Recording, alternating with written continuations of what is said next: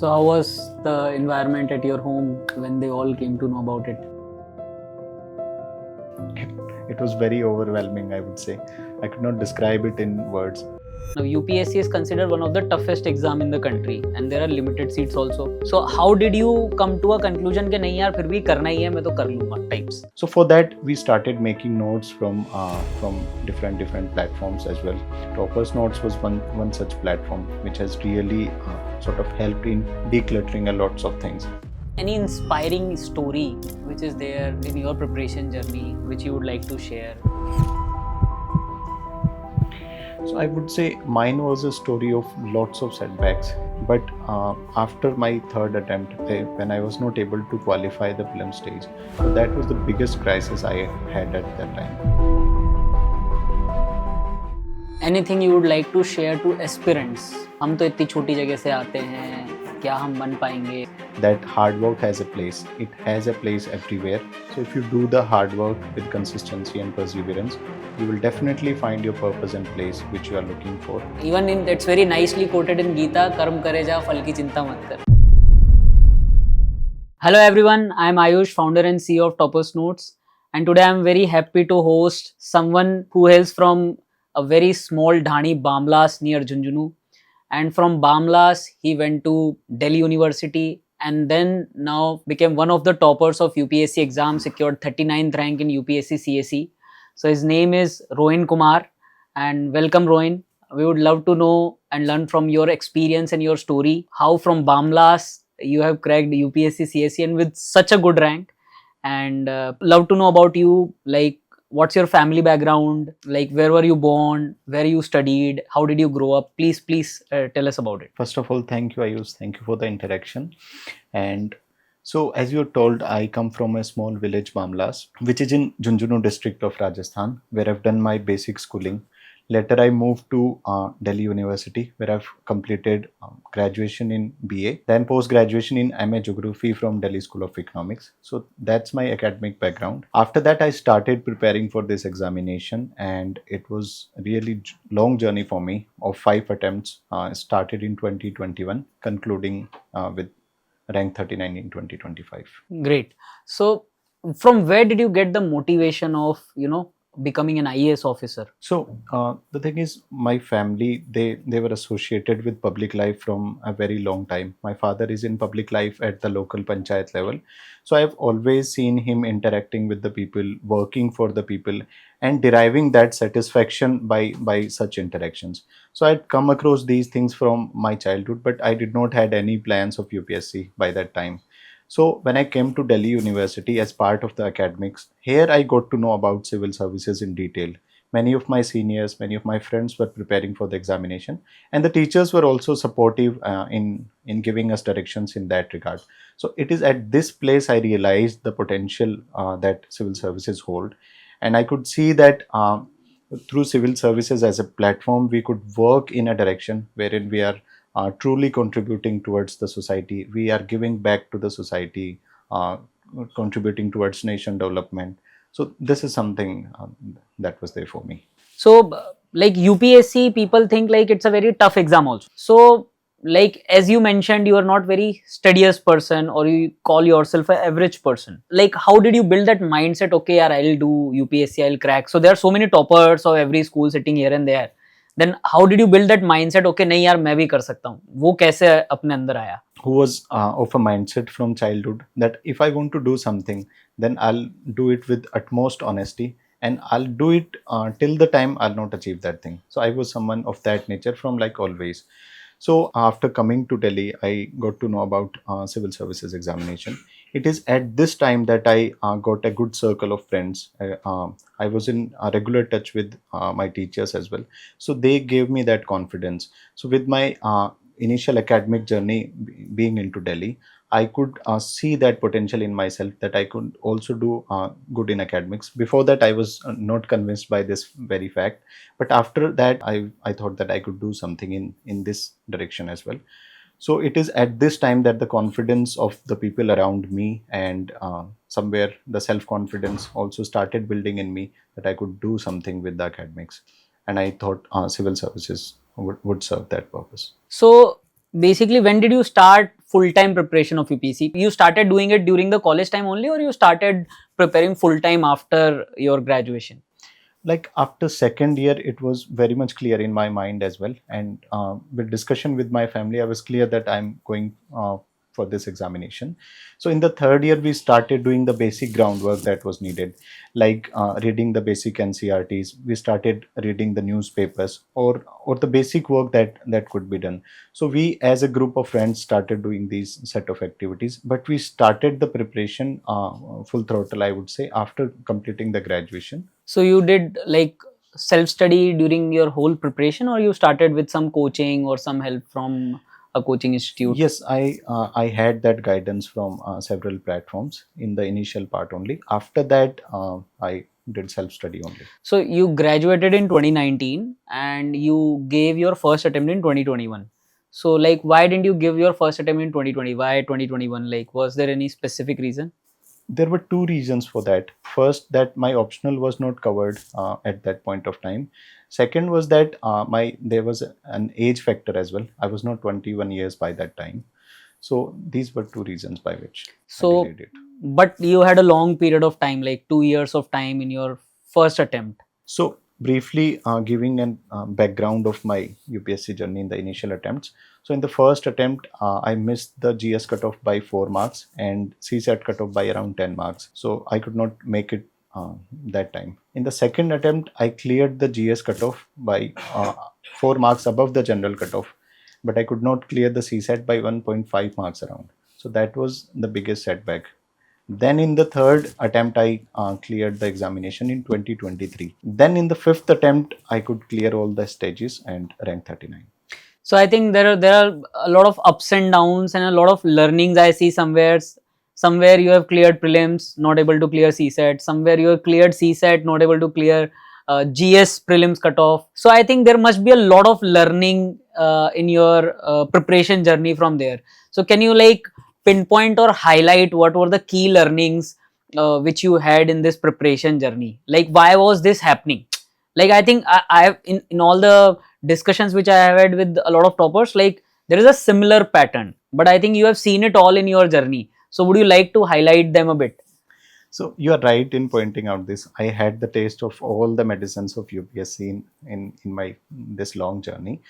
So I had this one thing clear after fourth attempt, that I did not had a plan in any of the previous attempts. My study was so haphazardly done that at one point of time I am focusing on mains excessively. At some point I am focusing on GS prelims only. CSAT was being ignored. At some point I was so overconfident with the GS paper that I could not qualify after reaching the interview stage.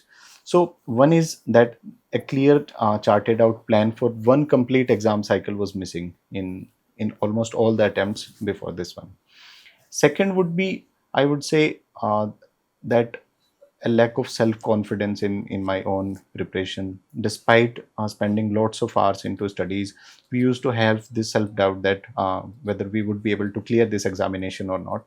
So this is something that every aspirant need to take care of, and this generally comes with aspirants dissociating themselves from their social circles and isolating themselves, and this is how they close themselves into rooms, which is not a healthy thing, and it also impacts their performance and productivity. So what do you think, like in the first attempt, like you had ample amount of time, you are giving a lot of time to studies. I think you mentioned somewhere that your initially your preparation was a lot focused on mains rather than prelims, where you had thought that okay, prelims to ho jayega. Right. So do a lot of students think like that, or like it was very specific to you, the realizations you are having after every attempt? So in the first attempt, what was the realization?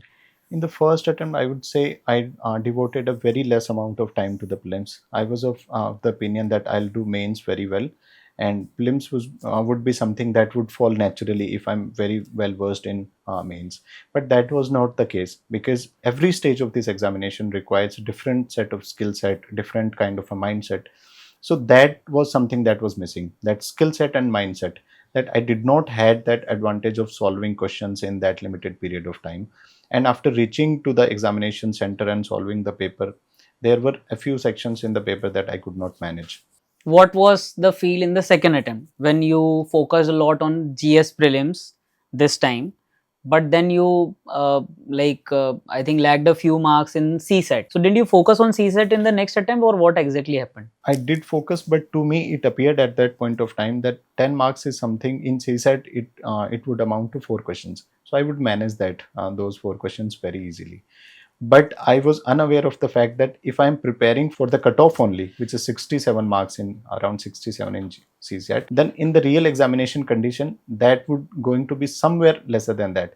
So I was exactly preparing for the cutoff, and then that thing did not work out. So there was some gap in anticipation Right. somewhere. Okay. And in the third attempt, so I think by this time you were preparing Yeah. mains also Yeah, parallelly. parallel. So your mains preparation was a lot theoretical, or you were practicing answers I regularly? used to practice regularly in test series as well. I used to practice at my home, which is being reviewed by my peer groups as well. Okay. So isme your strategy was learning from toppers, Right. or your strategy was like creating something of your own, or what was the strategy for mains I answer? would say it was a mix of both. Initially, I looked at the toppers copies, which gave me a fair idea as to what is working in UPSC. After that, we all have a unique style of writing. So I integrated those some of the learnings from those toppers copies in my own style. So in the third attempt, I think you checked the both prelims wala points, that GS भी हो रहा है, CSET भी हो रहा है. I think you must have practiced a lot of mocks before and ensured that yes, you are scoring well above cutoff.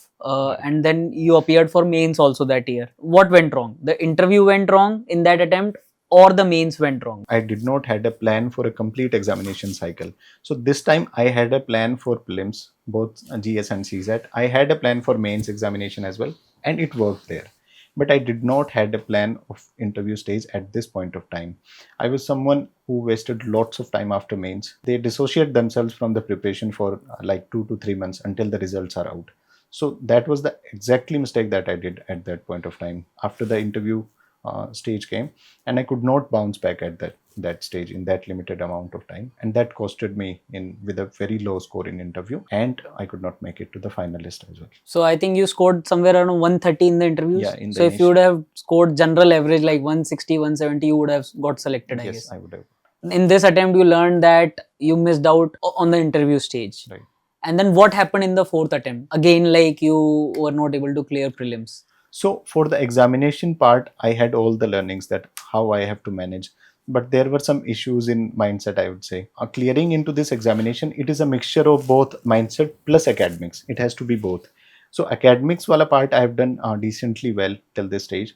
But I was a bit overconfident ki I have done I've reached the interview stage, and I would be able to easily manage all the things that would follow. And I could not clear the GS cutoff, and that was by a huge margin of around 10 to 12 marks. Now then, after the 4 learnings, like I think this time you learned it, like you must have went back 3 years maybe कि ये तो वो जहाँ से शुरुआत किया था वहीं पे आ गए. So what was that transformation which came after the 4th attempt? I would say that I focused on myself as well. Earlier, we used to devote lots of time on the studies without focusing on grooming our own personality. So that was a neglected part earlier. So this time around, we worked upon that. We had different activities that earlier we don't used to participate. We did it this time, and also the one thing that I've highlighted, that instead of looking the preparation into compartments, we try to look it as an in entirety, all the 3 stages. And we had a plan, and we devoted a decent amount of time in planning. First, I would say planning is very important. We start working directly. So this is one thing that we can avoid. A decent amount of planning can really help you cut down on the unnecessary things that we otherwise might do. Okay, now getting into the aspects of your preparation, किस type के resources से आप पढ़ते थे? जैसे initially you said you took coaching, but I think coaching में तो एक बार आपको एक पर्सपेक्टिव बिल्ड कर देते हैं कि एग्जाम किस तरीके का है, क्या पढ़ना होता है, क्या नहीं पढ़ना होता है. But I think knowledge base तो आप खुद ही बिल्ड करते हैं. How did you use to pick resources और उनको अपनी स्टडी में कैसे इनकॉर्पोरेट करते? So I would say this in itself was a journey. Being a BA graduate, we had this habit of reading things very extensively. We would not get the satisfaction by reading 1 or 2 pages on one topic. So we read a lot in the initial attempts, but gradually we realized that this is not something that the demand expects from you, the exam expects from you. So we had this misplaced thoughts as well in the initial attempts. where we started looking for some material which could really uh, cater to the demand of the examination, and that too very precisely. So for that we started making notes from different platforms as well. Toppers Notes was one such platform which has really sort of helped in decluttering a lots of things which earlier used to be. So like you used to make notes separately, like for prelims or mains, like, or like combined for both the both prelims and mains? I would say I've made them differently because both the stages have a basic fundamental difference in their nature. So for the prelims wala part, I largely made the notes very factual, very concise, and very limited. And for the mains wala part, we made them from different perspectives. But even if you say there are a lot of facts, there is no limitation to facts. Right. When you're picking up facts for prelims, what was the criteria you used to pick facts with? So basically, the syllabus that was there, and we started looking at the PYQs in excessive depth, I would say. And with that, we had learnings that certain themes or certain things are only being asked in over the years. So that has helped in sort of cutting that extra crap that was there. Okay. And what in mains, like what was the strategy to build content for mains? So for mains, it was very simple that I would prepare 1 or 2 pages for every topic that was there in each one of the GS papers and optional paper. So I would have a very concise material for that, like one pointer from the syllabus, and it will be having like 1 or 2 pages that would cover diverse points around that topic. Okay. So these notes were like evolving with all the attempts. Like, so you are adding something to the notes, or you are recreating notes again and again? Yes, I would say initially I made very extensive notes, then realized that I could not revise them during the time of the examination. So I would say that there was a certain level of filtering in all the attempts. You mentioned Topper's Notes. So how did you come to know about Topper's Notes when you were looking for study materials? So as I mentioned that I was plagued with this problem of reading so many things and making very extensive notes. So that was not helping and catering to the demand. So one of my friends who was there in my preparation, who were there in my touch, so he told me that you can have a look at this. So I had a look at some of the sections, because those were the sections which were not generally well covered in some of the platforms. Which sections, like Uh, if you can specify, like For where? Toppers Notes, I would say that the environment section that was there for the governance wala part, and IR wala international relations in GS2. So I could see that the precision that is required in examination, that was present there, and theme based analysis that was there. So that was also reflected in their notes. You come from a humanities background. Like initially you did BA in geography, if I'm not wrong, and then you did again masters in geography, Right. and your optional was also geography. So did it help anywhere in your preparation, like having geography subject in optional as well as in your studies? Yes, I would say that have really helped me, I would say, because geography is a very vast subject. It needs a good amount of understanding for you to interconnect things and write in the real time in examination. So did you get the highest marks in geography optional, the current attempt? Not highest, I would say, Okay. but one of the highest One of the marks. highest. I Okay. think second or third somewhere. So any inspiring story which is there in your preparation journey which you would like to share? So I would say mine was a story of lots of setbacks. But after my third attempt, when I was not able to qualify the prelim stage, so that was the biggest crisis I had at that time. There was lots of self-doubt, and there was questions that were being raised from the surrounding as well, that whether I'm approaching the examination, whether I'm made for this examination or not. So for a preparation of like around 5 to 6 years, everything felt like it is moving towards a closure. But at that point of time, there were very close people, some of my friends, my family members, who have reinstalled that confidence within me. And I also had that if I'm able to reach to the interview stage, then there's something that I can do and make it to the finalist. That basic grains of faith and self confidence is something that have really helped me. Okay. Anything you would like to share to aspirants, like especially you are coming from a very small cities or small villages, who are aspiring to be something, or maybe a lot of people or a lot of such people fear to aspire, that हम तो इतनी छोटी जगह से आते हैं, क्या हम बन पाएंगे? काफ़ी सारे वहाँ पे नॉर्थ इंडियन बेल्ट में तो हिंदी मीडियम के बच्चे होते हैं, तो would you like to share something something to them?